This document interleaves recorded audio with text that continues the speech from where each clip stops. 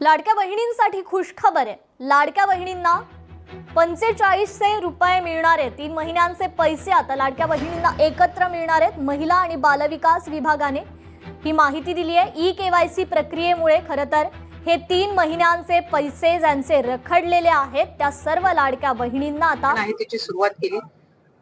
ज्या महिलांना लाभ मिळाला नव्हता महिन्याचा असा 4500 चा लाभ वितरित झालाय।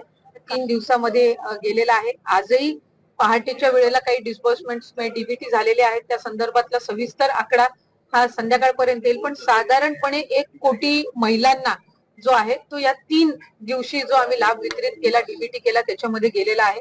आणि याच्यामध्ये अजूनही अनेक महिला अशा आहेत ज्यांचा आधार सीडिंग झालेला नाहीये आणि म्हणून त्या पात्र असून सुद्धा आधार सीडिंग न झाल्यामुळे त्यांना लाभ मिळत नाहीये।